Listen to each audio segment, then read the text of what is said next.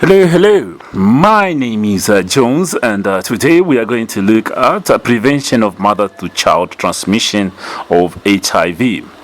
So, the abbreviation for prevention of mother-to-child transmission is PMTCT.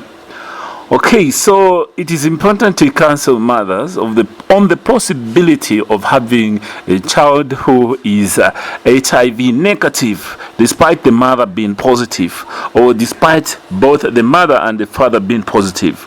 The likelihood of them having a child who is negative is quite high if that is identified early and the necessary measures are done.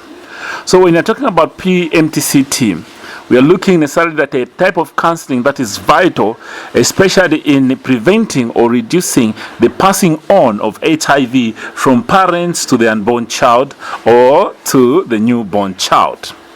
So this should be briefly talked about during post-test counseling and in detail during perinatal care involving both parents, that is the man and the woman, or the husband and the wife. Okay, so there's a connotation here necessarily where we try to say maybe the man and the woman, okay, and necessarily the husband and the wife if these people are a couple. So, mother-to-child transmission of HIV is very, very common. So, as counselors, we can be employed to counsel pregnant mothers, expectant mothers, those that are attending family planning on the prevention of mother-to-child transmission, so that we can have an HIV-free generation. Modes of transmission in mother-to-child transmission, or MTCT, okay, are discussed in detail with the woman and her spouse, and the statistical examples of HIV transmission are given to help encourage the mother that actually when a lot of measures are put in, the chances are higher to prevent HIV from being transmitted from the mother to the child. So it should be emphasized that HIV can be passed on to the baby either in utero, during labor, or during delivery, and also postnatally through breastfeeding. For example, without any intervention, an average of 30 to 40% of children born to HIV-positive mothers will be infected with HIV. So we want to reduce this percentage of likelihood of HIV being transmitted to the baby to about 5 to 10%. We can reduce it to about to even less than 20% or less than 10%. We can even reduce it to less than 15%, depending the stage at which we come in. So, what are some of the ways in which HIV is transmitted from the mother to child? So we are saying HIV can be transmitted from the mother to the child, that is in utero when the woman is still pregnant, okay, during labor when the woman is giving birth, or during that is postnatally when the woman is breastfeeding. So we can talk about during labor and delivery, that is when the woman is giving birth, or postnatally when the child is breastfeeding. So these are the three levels at which HIV/AIDS can be transmitted from mother to child.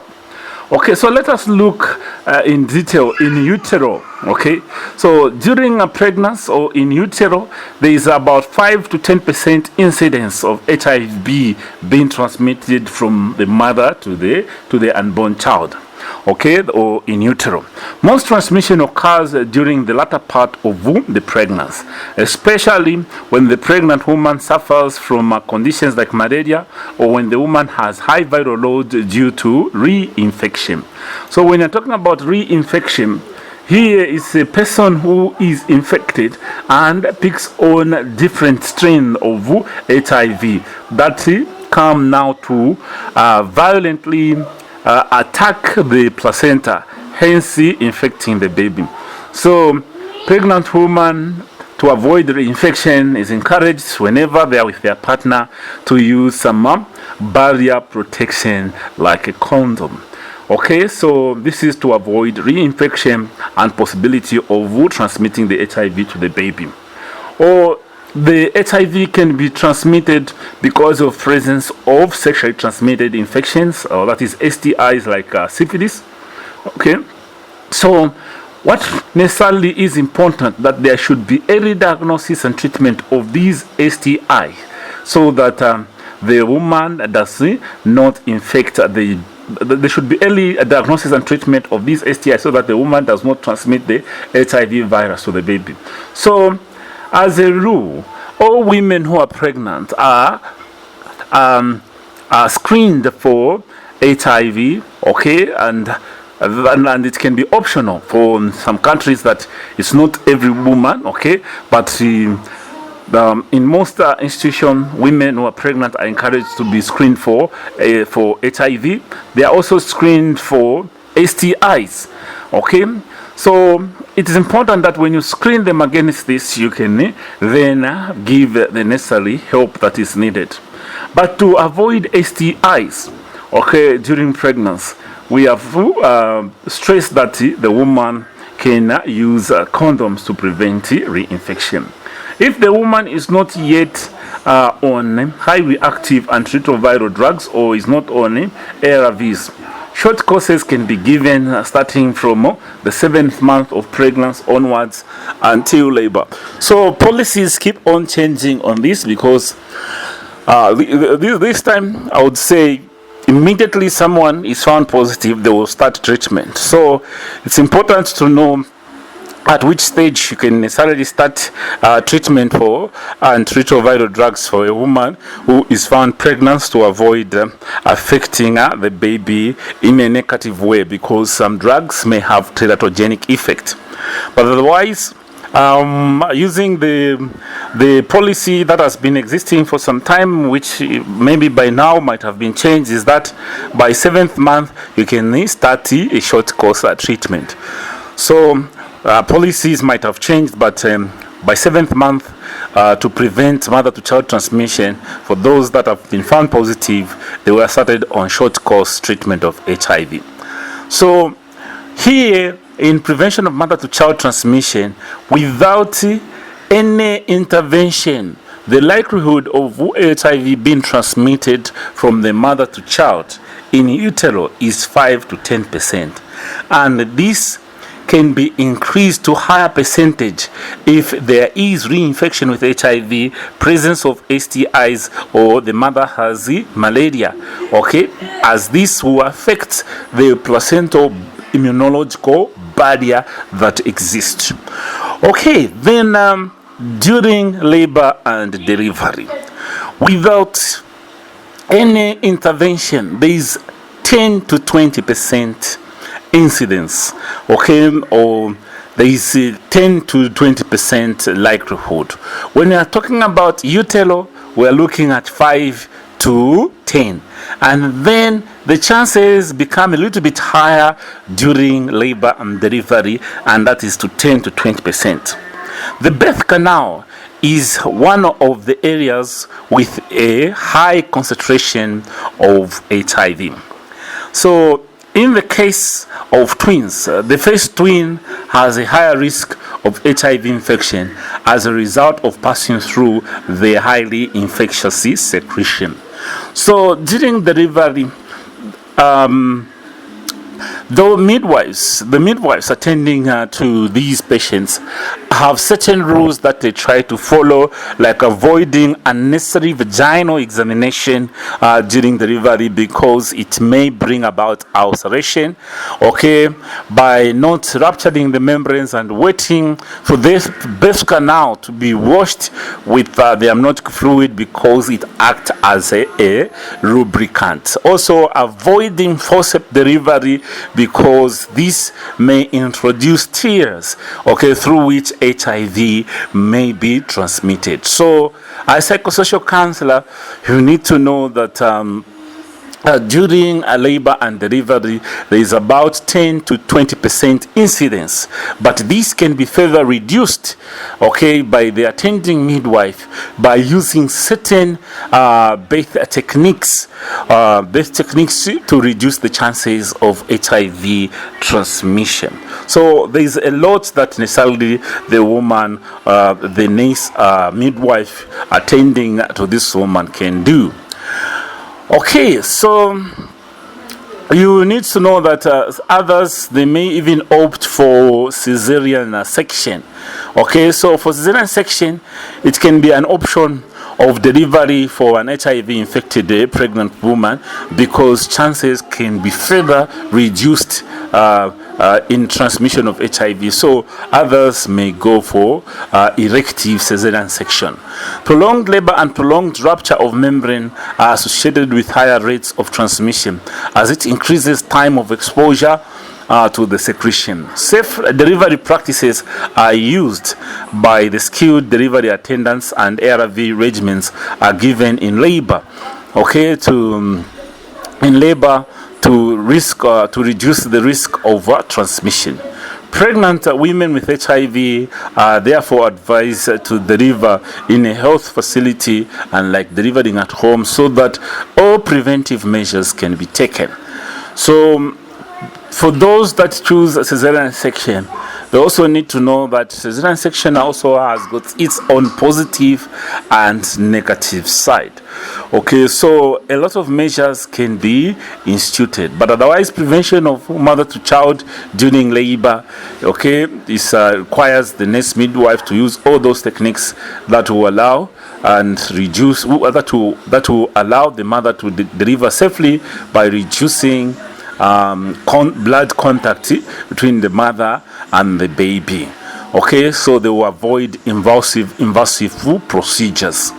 Okay, so apart from that, cesarean section, that is elective cesarean section, can be indicated because it further reduces the chances of HIV transmission.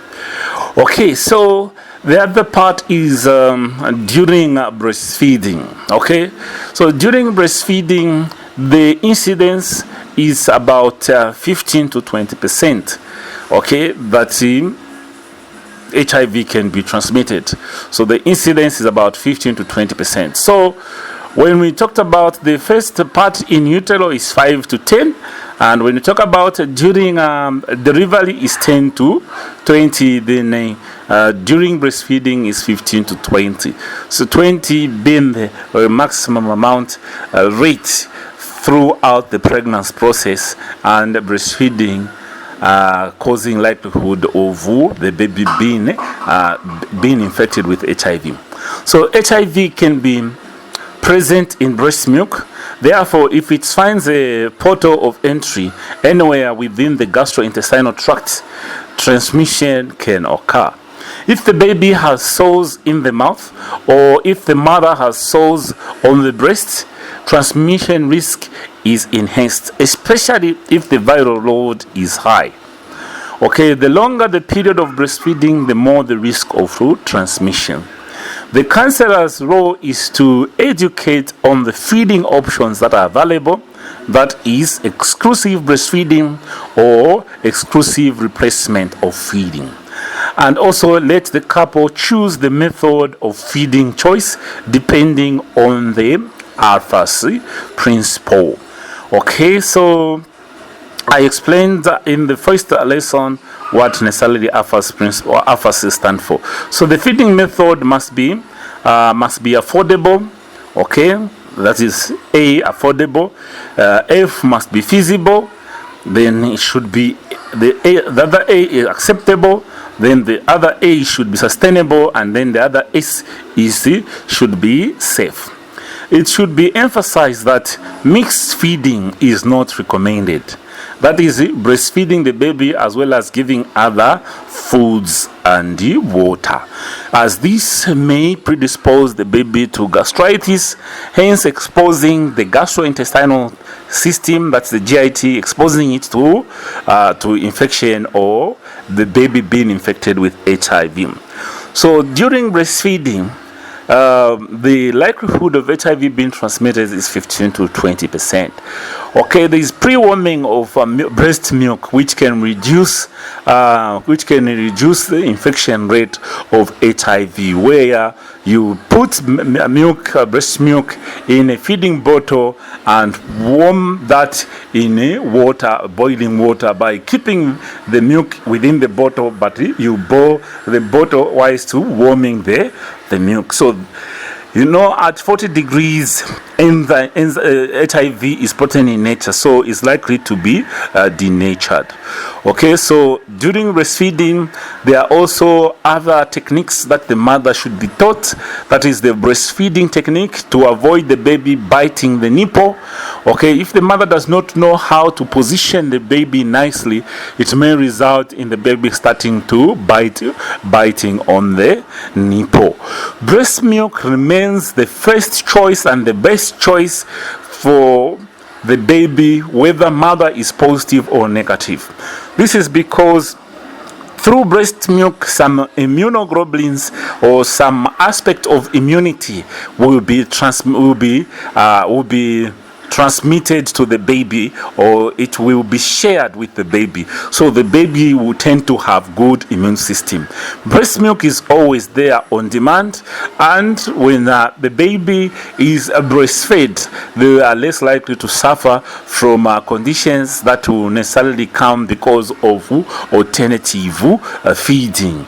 Okay, poor mixing of alternative feeding may predispose the baby to diarrhea and other ailments. It is in the breast milk where all content is found in the right amount for the baby, and it also promotes bonding with the mother. Through breast milk, the baby breastfeeding, the baby tends to have a good bond with the mother.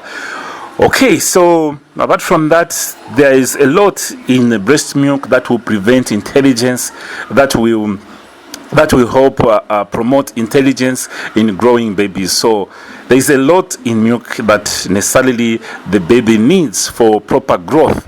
When you bring in alternative feeding, these things, they may not be in the right amount. You need to have an intelligent baby, a baby that does not just grow big unnecessarily because of larger proportion of food content that may be found in alternative feeds. Okay, so it's not about making the baby big, but also we want the baby to have good immune system. So breast milk remains the best choice, okay, whether mother is positive or negative. For prevention of mother to child to be effective, the following strategies, okay, or prongs are used.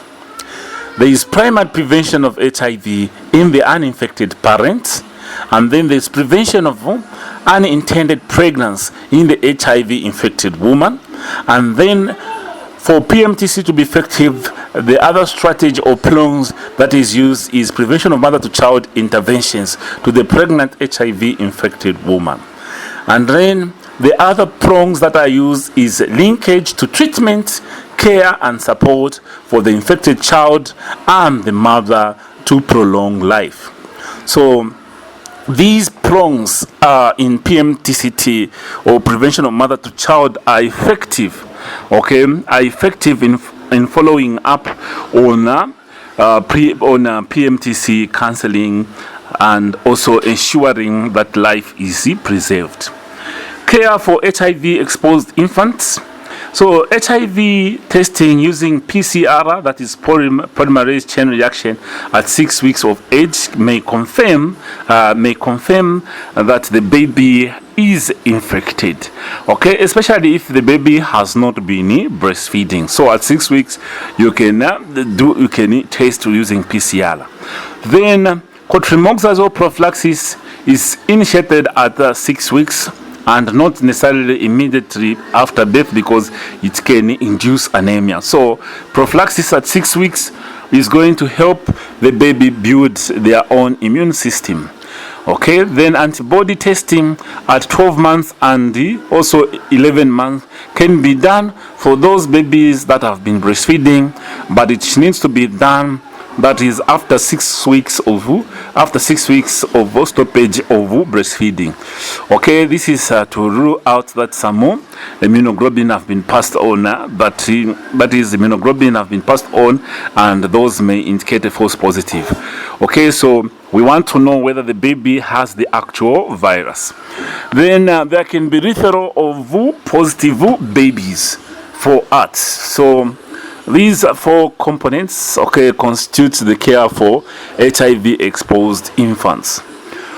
Okay, so in the prevention of mother to child transmission, we have looked at necessarily 3 levels in which we can prevent HIV from mother to transmission. That is in utero, during labor and delivery, and also during postpartum. So during pregnancy, there is 5 to 10% incidence rate. So that can be reduced by putting in measures that will prevent all factors that may affect the integrity and the function of the placenta in preventing cross-infection. Then during labor, you can have an elective cesarean section. It can prevent HIV, but midwives can also put in their own techniques here to prevent ulceration within the vagina or ulceration on the baby, and as these may expose the baby to contact with blood. Then the other parts to do during postpartum breastfeeding is that all babies deserve to be breastfed, but if at all you may need to change the type of feeding to alternative feeding, then you need to follow the AFAS principle. Okay, the AFAS principle is you need to give the baby that food which is affordable, feasibly you can get it, so that is feasible, that is acceptable, that is sustainable, and also safe for the baby. Okay, so this is a very difficult task otherwise, and very, very expensive, but it's something that can necessarily be done. Breast milk remains cheap, affordable, easily available, and acceptable, also sustainable. Okay, and is the best option. Okay, so the mother needs to be taught about the positioning of the baby when breastfeeding, and other methods can be employed. Then we went on to look at for the effectiveness of PMTCT, what strategies or prongs can be used. So the strategies or prongs is they should be primary prevention. Okay, that is for those that are not infected, so that they are not infected. Then there should be secondary prevention, that is prevention of unintended pregnancy in those that are infected. So this is at secondary prevention. Okay, then there is PMTC intervention to pregnant HIV infected women, and then there is also linkage to treatment. Then to do with care of HIV exposed infants, there are PCR tests that are done at 6 weeks for those babies who are not breastfeeding. This is to see if the baby has not formed its own, if the baby has formed its own antibodies to show that they are infected with HIV. So if PCR test comes negative without breastfeeding, then the baby is considered to be HIV negative. Okay, but if when the baby is born at about 6 weeks, they are started on cotrimoxazole. Okay, then antibody testing at 12 months and 18 months can be done, and then there should be referral for positive babies for ART, or ART may be started almost immediately, and this is prophylactic ART treatment, that is antiretroviral therapy prophylaxis is taken. Okay, so these are the things that are used for care of exposed infants. Okay, so now let us address stigma and discrimination in HIV and AIDS. Okay, stigma becomes one of the big things when we are talking about HIV and AIDS, because those infected tend to be stigmatized, tend to be discriminated. Okay, so by definition, stigma is undesirable or discrediting attributes that a person or group possesses that results in reduction of that person or group or status in the eyes of society. Okay, so stigma towards a person, stigma towards a group will lead towards reduced reduced status of that person within the society. Okay, that is status that they possess. Okay, so when you talk of stigma, it is undesirable and discrediting attributes. So this may be directed toward the person, may be targeted toward the group, and this will result in a reduction of that person's group or status within the eyes of society, or the society looking down upon that person or group. Stigma can result from physical characteristics such as the visible symptoms of a disease, or from negative attitudes towards the behavior of a group. Okay, so when we talk of addressing stigma and then discrimination, it's also important that we also look at discrimination. Discrimination necessarily occurs when a person is treated differently because he or she is seen to belong to a particular group.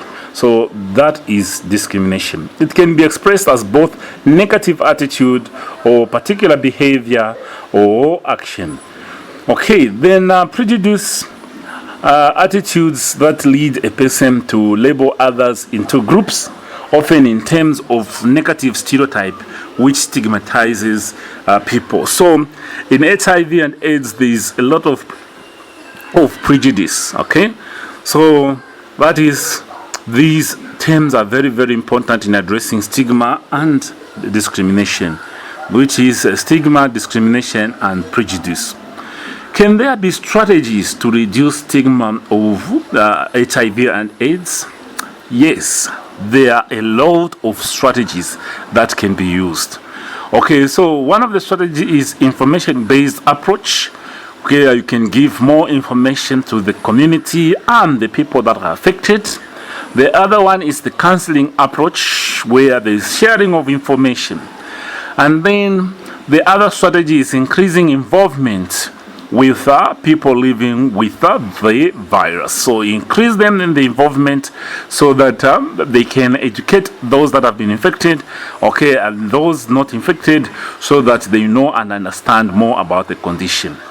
Okay, the other strategy to reduce stigma is that of confronting human rights abuses, okay, that exist, and also coping with the stress that necessarily comes from being diagnosed with HIV. So, just to expand a little bit on the strategies that reduce the stigma of HIV and AIDS. So, on information-based approach, people are often negative because they do not know how to deal with the situation, and this makes them afraid. Teaching families and counselors how to deal with people who are HIV positive in a supportive and safe way decreases stigma. Factual information on all aspects of the illness will help to decrease stigma. Okay, then when we take the counseling approach in reducing stigma in HIV and AIDS, we are going necessarily to counsel, support, and care for these people affected by the disease, so that we can decrease self-stigmatizing and stigmatization of those that are HIV positive. Then the next part in strategies to reduce HIV is increasing involvement with people living with HIV and AIDS. You can talk about the illness in similar terms and in the same breath as you would talk about other illnesses like diabetes and cancer. HIV/AIDS may be a long-time treatment, a long-time disease or condition where someone will take their drugs for life. But when we talk about diabetes, it's also when you talk about diabetes, it's also a lifelong disease where someone will be expected to take their drugs for life. When you talk about hypertension, it's also a lifelong disease where someone will take drugs for life. When you talk about asthma, okay, we talk about sickle cell anemia, all these diseases, okay, or conditions, you find that someone takes drugs for a lifetime. Okay, so increasing involvement with people living with HIV is going to help reduce stigma, as people will find out actually that there are actually more diseases in this world where you end up taking treatment for life. Okay, so there are many things that may lead to stigma. So a lot of strategies can be employed, like confronting human rights abuses. If there is a legal framework that outlaws discrimination, it is much easier for stigma and discrimination to grow if it is not challenged and cost nothing to help all those that are concerned if there is a person or group who is being discriminated. Okay, this can be reported and investigated, and then appropriate action can be taken. So human rights abuses should be reported within the country, if at all there are policies that try to address this, so that we can reduce on stigma and discrimination. So companies and organizations that exist are encouraged to have an HIV/AIDS policy. Okay, they are encouraged to have a disability policy and a lot of policies. All these are aimed at reducing stigma, okay, and stigmatization. So these are some of the strategies that can help reduce the stigma of HIV/AIDS. But now, how do you cope with the stress that comes with stigma and the discrimination? Most people have experienced stress at one point or another in their lives, and because of its potential psychological and physiological harm, it is essential to try to understand stress in order to prevent and minimize or manage it. So we have done a lesson on stress management, where we have just said, if at all you are facing some kind of, let's say, stigma as the source of stress, then there we just use the acronym TRAIN in order to manage stress. T is talking about it. Okay, so find someone to talk about your problem that you are facing. So that is T, talk about your problem. Find someone to talk to. Okay, R is rest. Okay, you need to take enough rest to allow the body to recuperate, and that way your mind also is going to be energized to take on life challenges. Okay, then in the train, A is for activities. Developing hobbies and the likes can help one avoid stress and stressful events. So you can develop for interest in people that are taking care of you, so that you can understand more, okay, about the condition. So interest can also be in hobbies, okay, but you can have activity plans that you can do. Then N is nutrition. Okay, so when one is stressed, appetite it can be affected, and also food itself. When you are eating the same kind of food, this can also be very stressful. So eating small but frequent meals can help reduce stress, and also ensuring that you eat variety of foodstuffs. Then stress can be avoided. So anyway, we were looking at strategies to reduce stigma and HIV/AIDS, and then we have looked at the coping with stress that comes because of stigma and discrimination. So that can be dealt with in that format. But otherwise, our main topic for today was prevention of mother-to-child transmission, and in our discussion, we have managed to talk about all the important aspects that will help us prevent transmission of mother to child. Okay, so from me, I'm saying please remember to watch our lesson on stress management. Remember to watch the lessons Okay, from where we started to talk about counseling, we talked about acronyms and introduction to counseling. Okay, so we discussed a lot of concepts that we have mentioned here. So together we can unite and have a free generation from HIV. Okay, we can unite and employ all these techniques so that we have a generation free of HIV. So psychosocial counselors will be needed, in order to achieve the Millennium Development Goals or the Sustainable Development Goals. Okay, so that we ensure the people within our community are informed. Okay, they are informed more about the HIV condition and prevention of mother to child. It is possible to have a baby born from both parents who are positive, or from the mother who is positive, baby being born HIV negative. If us as counselors we unite, us as nurses we unite, midwives unite, and all counselors out there to give out information to the community. So from me, I'm signing off and saying thank you.